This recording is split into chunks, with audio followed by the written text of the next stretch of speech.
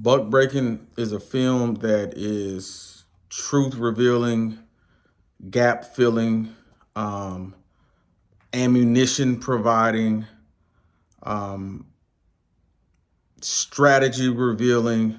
I think it's a must watch, particularly for black men. And for those who don't know, Buck Breaking is made by Tariq Nasheed, Tariq Elite, who has really, in this chapter of his life, emerged as, you know, I would say probably the preeminent black uh, black historical documentary filmmaker. I believe it's the number one film on Amazon right now in the country, and it's just a powerful film information wise. Being on this journey, being as a founder, a co-founder of Gentleman's History Hour, a co-host on that, and having to be engaged in history, I find myself regularly being shocked at things, but buck breaking it was interesting because I actually watched the movie at a cigar lounge. Shout out to Sweet Lips and Moses with a bunch of black men. It was about probably 12 of us in just watching it, and it was, even though we were watching a documentary film, the information was so revealing. We would be like, "Oh, what? Oh!" Like, it was like we was watching like it was like we were watching a boxing match or something like that, because that's how hard the information was hitting. For me, being from New Orleans, or Houston, New Orleans, Detroit, New Orleans being like a second home though for me. I graduated from high school there. Pretty much all my maternal family is from there. I consider myself a Saints fan. To learn that the Saints logo is the shape and design of the brand that was placed on slaves who were caught after trying to escape, that was like, that was informationally devastating to learn that. To learn that, in the house right now, that symbol I have on walls, that symbol I've worn proudly, you know, um, and to not know, that's the scary part. Just so many, like, there's like just so many subliminal jokes on us, and it really made me want to study more intensely, and learn even more.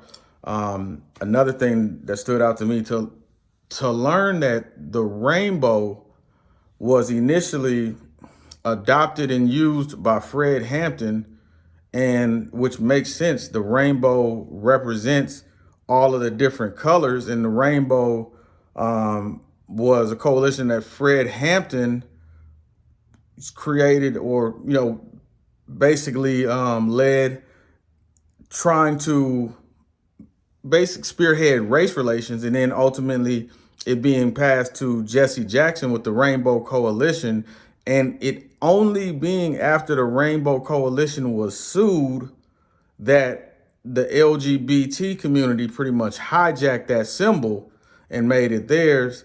I was like, wow, I didn't know that. And I never have been a believer in like the LGBT struggle and challenge being like parallel to black people, but buck breaking, I mean, I already knew that, but buck breaking really broke down and just gave the evidence to dispute that on a scholarly level when people do try to say that, because almost like, how can an LGBT person say that they've been oppressed similar to black people when black people were oppressed by LGBT people? Main one being J. Edgar Hoover, which, I knew from research that J. Edgar Hoover, secretly used to be a cross dresser. But the amount of just evidence that they provided, and names and incidents, it was astounding, and to learn also that some of these LGBT early LGBT characters were also